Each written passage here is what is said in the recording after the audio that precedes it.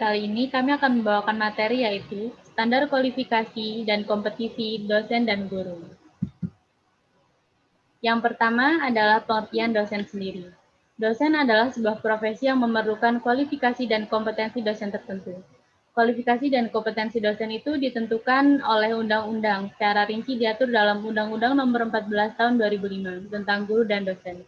Dalam undang-undang tersebut dijelaskan bahwa dosen wajib memiliki kualifikasi akademik, kompetensi, serta sertifikat pendidik, sehat jasmani dan rohani, dan memenuhi kualifikasi yang dipersyaratkan satuan pendidikan tinggi tempat bertugas, serta memiliki kemampuan untuk mewujudkan tujuan pendidikan nasional.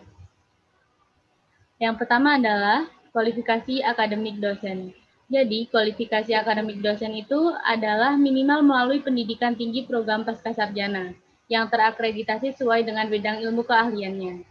Nah, jika dulu lulusan sarjana itu bisa menjadi dosen, namun setelah keluarnya undang-undang tersebut mewajibkan bahwa dosen itu bergelar magister atau minimal S2 untuk mengajar program diploma dan sarjana, dan lulusan doktor atau S3 untuk mengajar program pascasarjana. Selanjutnya adalah kompetensi sertifikat pendidik untuk dosen. Jadi sertifikat ini diberikan setelah dosen atau calon dosen tersebut memenuhi beberapa syarat. Yang pertama, memiliki pengalaman kerja sebagai pendidik pada perguruan tinggi sekurang-kurangnya 2 tahun. Lalu yang kedua, memiliki jabatan akademik sekurang-kurangnya asisten ahli. Dan yang ketiga adalah lulus sertifikasi yang dilakukan oleh perguruan tinggi yang menyalakan program pengadaan tenaga kependidikan pada perguruan tinggi yang telah ditetapkan oleh pemerintah, jadi hanya perguruan tinggi tertentu. Selanjutnya, sertifikasi pendidik untuk dosen itu dilaksanakan melalui uji kompetensi. Uji kompetensi dosen untuk memperoleh sertifikat pendidik. Jadi, uji kompetensi ini sebagaimana dimaksud dilakukan dalam bentuk penilaian portofolio. Penilaian portofolio merupakan penilaian pengalaman akademik dan profesional dengan menggunakan portofolio dosen. Penilaian portofolio dosen dilakukan untuk menentukan pengakuan atas kemampuan portofolio dosen dalam bentuk penilaian terhadap kumpulan dokumen yang mendeskripsikan, kualifikasi akademik dan unjuk kerja tridharma perguruan tinggi, persepsi dari atasan, sejawat, mahasiswa, diri sendiri tentang kepemilikan kompetensi pedagogik, profesional, sosial, dan kepribadian, serta pernyataan diri tentang kontribusi dosen yang bersangkutan dalam pelaksanaan dan pengembangan tridharma perguruan tinggi. Lalu, dosen yang lulus penilaian portofolio itu akan mendapat sertifikat pendidik.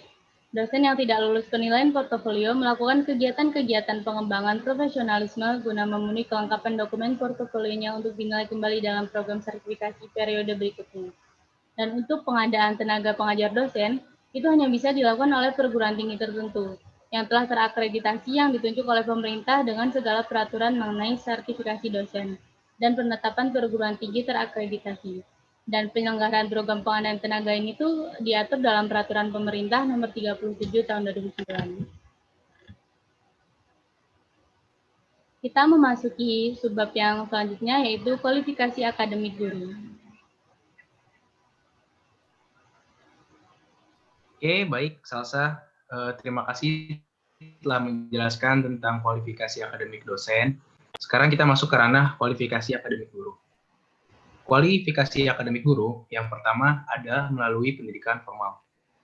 Kualifikasi akademik guru PAUD atau pendidikan anak usia dini atau guru TK, taman kanak-kanak, ataupun RA, Raudatul Atfal.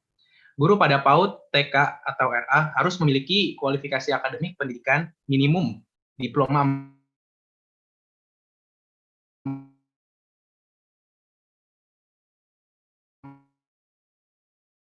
atau D4 atau sarjana S1 dalam bidang pendidikan anak usia dini atau psikologi yang diperoleh dari program studi yang tentunya harus terakreditasi. Kualifikasi akademik guru SMMI atau DPG studi yang terakreditasi tentunya. Lalu berikutnya, di jenjang selanjutnya adalah guru SMP atau guru MTS, sekolah menengah pertama atau madrasah tsanawiyah. Guru pada SMP atau MTS atau bentuk lain yang sederajat harus memiliki kualifikasi akademik pendidikan, minimum diploma 4 atau D4, atau sarjana S1 program studi yang sesuai dengan mata pelajaran yang diajarkan atau diampu, dan diperoleh dari program studi yang terakreditasi. Lalu berikutnya adalah guru yang tertinggi, yaitu guru SMA atau guru MA, sekolah menengah atas atau madrasah aliyah. Guru pada SMA atau MA atau bentuk lain yang sederajat dengannya, seperti SMK, STM, harus memiliki kualifikasi akademik pendidikan minimum diploma 4 atau D4, atau sarjana atau S1 program studi yang sesuai dengan mata pelajaran yang diajarkan atau diampu, dan diperoleh dari program studi yang tentunya juga terakreditasi. Bisa di next, Salsa. Oke, yang kedua, selain melalui pendidikan formal tadi, adalah melalui uji kelayakan dan kesetaraan. Kualifikasi akademik yang dipersyaratkan untuk dapat diangkat sebagai guru dalam bidang-bidang khusus yang sangat diperlukan tetapi belum dikembangkan di perguruan tinggi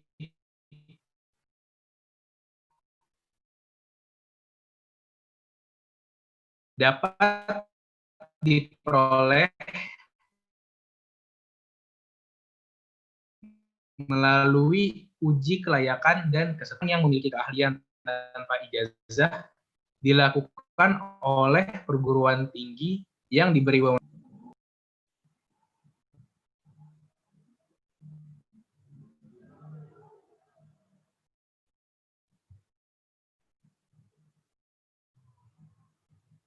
Bisa di slide selanjutnya, Salsa.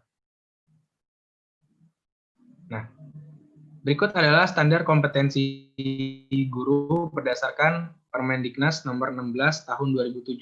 Di tabel ini kita menggunakan contoh, yaitu standar kompetensi untuk guru PAUD, TK, atau LA. Oke, next, Salsa.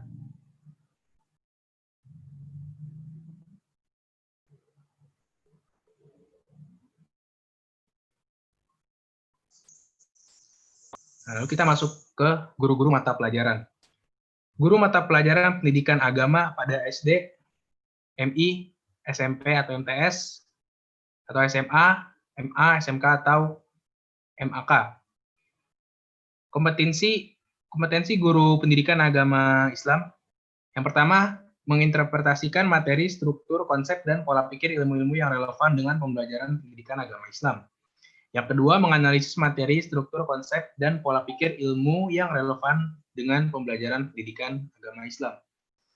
Lalu, kompetensi guru pendidikan agama Kristen atau Katolik harus dapat menginterpretasikan materi, struktur, konsep, dan pola pikir ilmu yang relevan dengan pembelajaran agama Kristen atau Katolik, serta menganalisis materi, struktur, konsep, dan pola pikir ilmu yang relevan dengan pembelajaran pendidikan agama Kristen ataupun Katolik.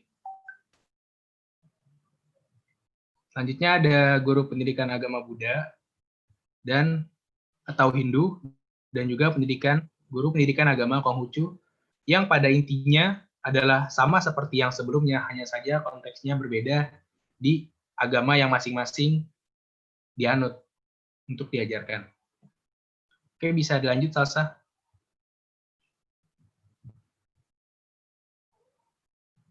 Lalu kita masuk ke guru mata pelajaran pendidikan kewarganegaraan atau PKN pada SMP sederajat ataupun SMA sederajat.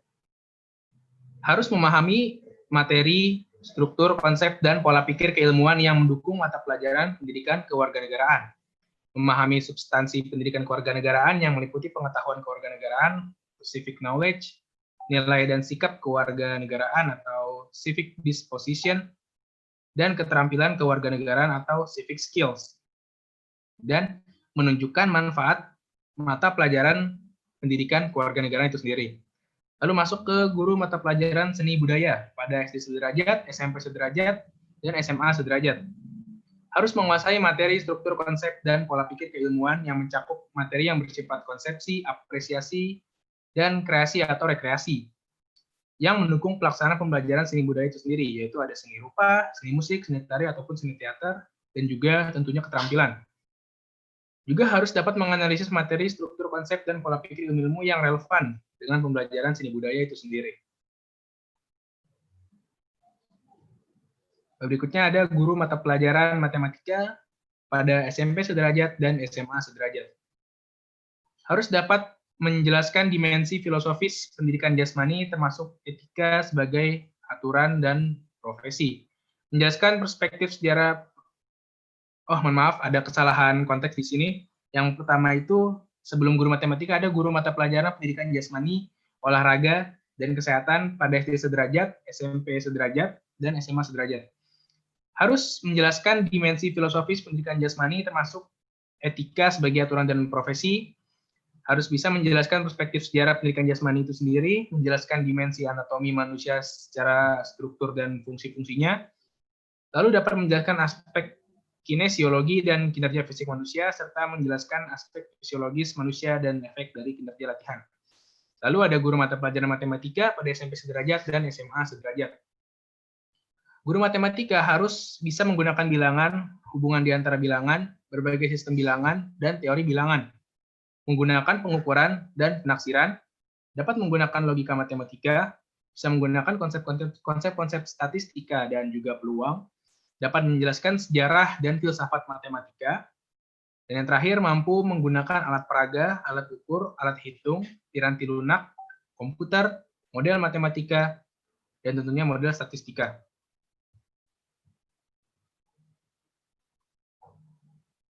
Untuk selanjutnya akan dijelaskan oleh teman saya, Dea Novia Nabila. Silakan kepada Dea. Selanjutnya adalah guru mata pelajaran Teknologi Informasi dan Komunikasi atau TIK pada SMP sederajat dan SMA sederajat. Yang pertama, mengoperasikan komputer personal dan periferalnya, merakit, menginstalasi, men-setup, memelihara, dan melacak serta memecahkan masalah pada komputer personal, melakukan pemrograman komputer dengan salah satu bahasa pemrograman berorientasi objek, mengolah kata atau word processing dengan komputer personal. Selanjutnya adalah guru mata pelajaran IPA pada SMP atau MTS. Memahami konsep-konsep hukum dan teori-teori IPA serta penerapannya secara fleksibel. Memahami proses berpikir IPA dalam mempelajari proses dan gejala alam. Bernalar secara kualitatif maupun kuantitatif tentang proses dan hukum alam sederhana. Selanjutnya adalah guru mata pelajaran biologi pada SMA atau MA serta SMK. Memahami konsep-konsep hukum dan teori-teori biologi serta penerapannya secara fleksibel, bernalar secara kualitatif maupun kuantitatif tentang proses dan hukum biologi, menerapkan konsep, hukum, dan teori fisika, kimia, dan matematika untuk menjelaskan atau mendeskripsikan fenomena biologi. Selanjutnya adalah guru mata pelajaran fisika pada SMA, MA, atau SMK.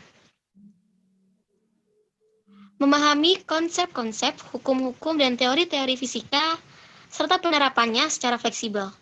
Memahami proses berpikir fisika dalam mempelajari proses dan gejala alam. Bernalar secara kualitatif maupun kuantitatif tentang proses dan hukum fisika. Selanjutnya adalah guru mata pelajaran kimia pada SMA, MA, atau SMK.